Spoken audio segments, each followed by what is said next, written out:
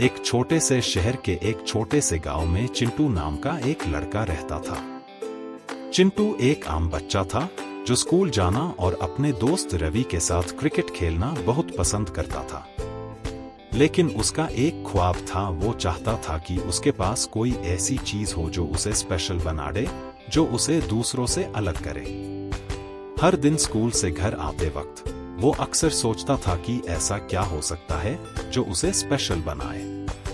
एक दिन स्कूल के बाद जब चिंटू और रवि क्रिकेट खेल रहे थे, तब रवि ने एक जोर से शॉट मारा और बॉल दूर पेड़ के नीचे चली गई। चिंटू बॉल लेने गया तो उसकी नजर एक पुराने डब्बे पर पड़ी जो पेड़ के नीचे दफन था। क्यूरियोसिटी से भरा चिंटू ने उस डब्बे को खोल दिया। उसमें एक पुरानी सी कलाम थी जो देखने में आम लग रही थी, लेकिन उस पर कुछ अजीब सा चमक था। चिंटू ने उस कलाम को उठाया और घर ले आया। उसने सोचा कि ये कलाम शायद उसकी कामयाबी की चाबी हो सकती है। घर आके उसने अपनी कॉपी निकाली और कलाम से लिखना शुरू किया। मुझे चॉकलेट चाहिए, उसने लिखा, और क्या देखता है कि सच में उसके सामने चॉकलेट आ गई।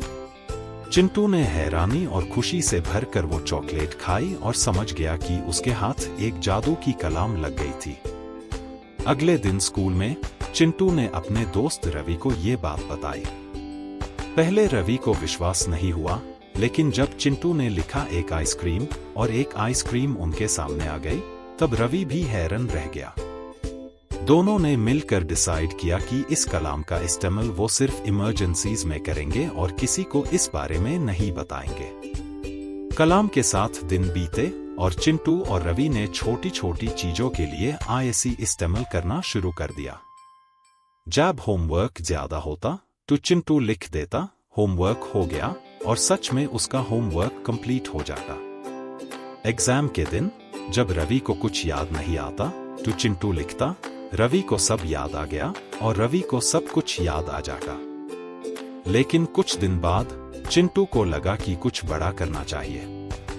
उसने सोचा, क्यों ना स्कूल के सभी बच्चों के लिए एक बड़े से पिकनिक का इंतजाम करूं?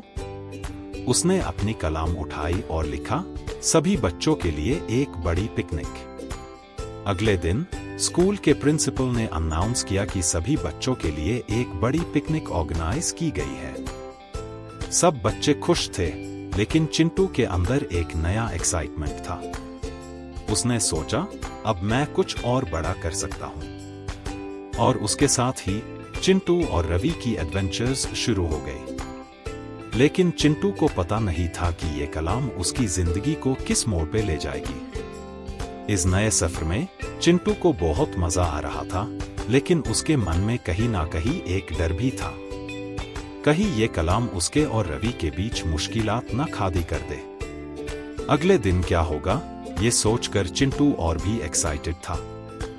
और इस तरह चिंटू और उसकी जादू की कलाम का पहला अध्याय खत्म होता है। आगे क्या होगा? क्या चिंटू और रवि इस कलाम का सही इस्तेमाल कर पाएंगे, या फिर ये कलाम उनके जीवन में कोई नई मुश्किल खादी करेगी?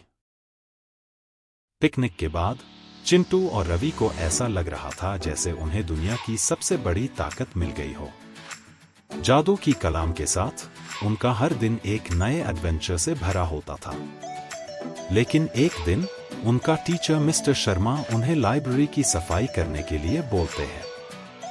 दोनों को लाइब्रेरी बिल्कुल पसंद नहीं थी, लेकिन उन्होंने सोचा कि क्यों ना जादू की कलाम का इस्तेमाल करके इसे आसान बनाया जाए। चिंटू ने कलाम निकाली और लिखा, लाइब्रेरी साफ हो गई। धीरे धीरे लाइब्रेरी के बुक्स अपने आप शेल्फ्स पे लगने लगे और सारी सफाई हो गई। रवि और चिंटू बहुत खुश हुए। लेकिन तभी मिस्टर शर्मा वहां आए और उन्होंने सब कुछ देख लिया। उन्होंने दोनों से पूछा, ये सब कैसे हुआ? चिंटू और रवि ने झूठ बोल दिया कि ये उन्होंने ही किया है।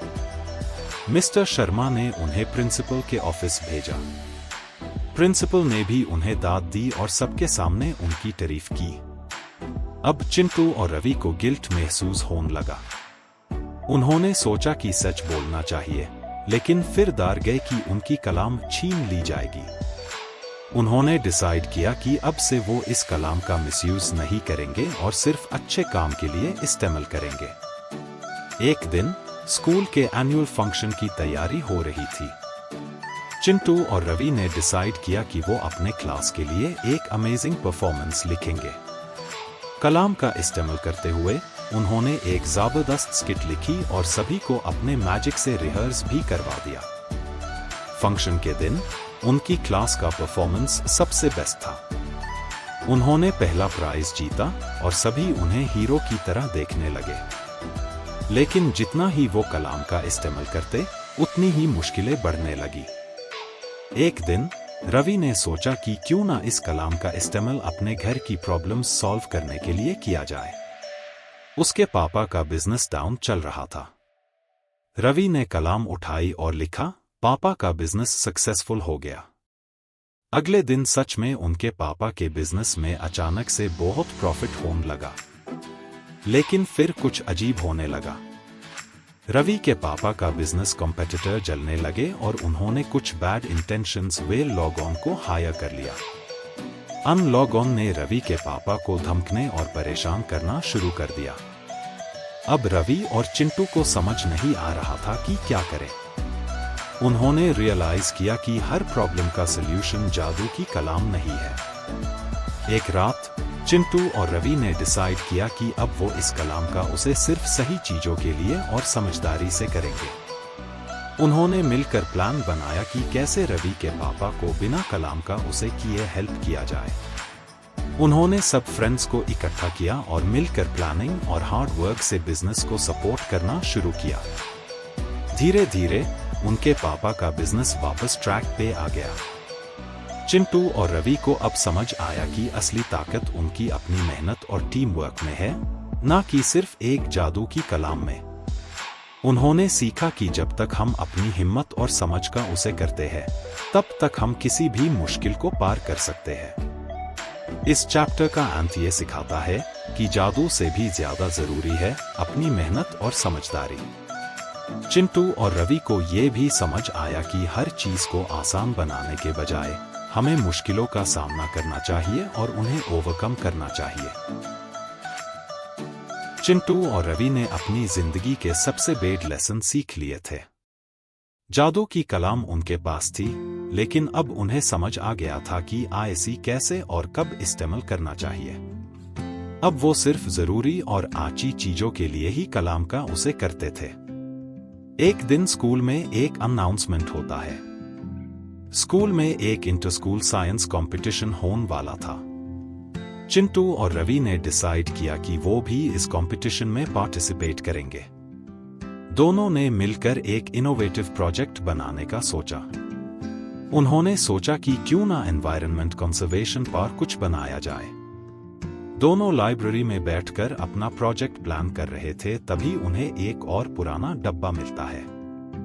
इस बार डब्बे में कुछ पुराने पेपर्स और एक डायरी थी। उन्होंने डायरी पढ़ी तो पता चला कि ये डायरी किसी प्रोफेसर वर्मा की थी, जो एक साइंटिस्ट था। डायरी में लिखा था कि उन्होंने भी एक जादू की कलाम बनाई थी, लेकिन वो इस बात से डर गए थे कि अगर ये गलत हाथों में चली गई तो क्या होगा। प्रोफेसर वर्मा ने अपनी डायरी में लिखा था कि असली ताकत इंसान की सोच और मेहनत में होती है, जादू की चीजें सिर्फ टेम्पररी सॉल्यूशंस देती है। चिंटू और रवि ने डिसाइड किया कि अब वो अपनी कलाम का इस्तेमाल कम से कम करेंगे और अपनी मेहनत और दिमाग का ज्यादा उसे करेंगे। कंपटीशन का दिन आया। चिंटू और रवि ने मिलकर एक वाइंड एनर्जी का मॉडल बनाया जो एनवायरनमेंट फ्रेंडली था। कंपटीशन में उन्होंने अपनी कलाम का बिल्कुल भी उसे नहीं किया।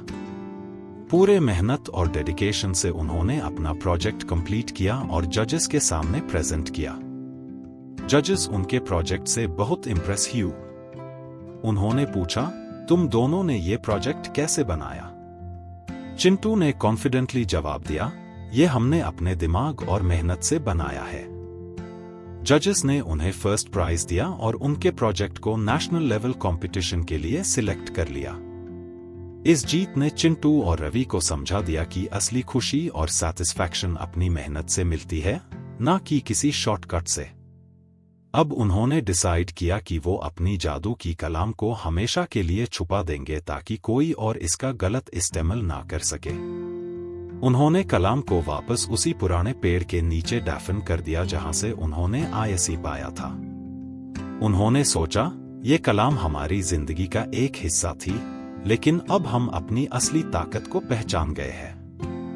चिंटू और रवि अब स्कूल के हीरोज बन गए थे, लेकिन उन्होंने कभी किसी को जादू की कलाम के बारे में नहीं बताया।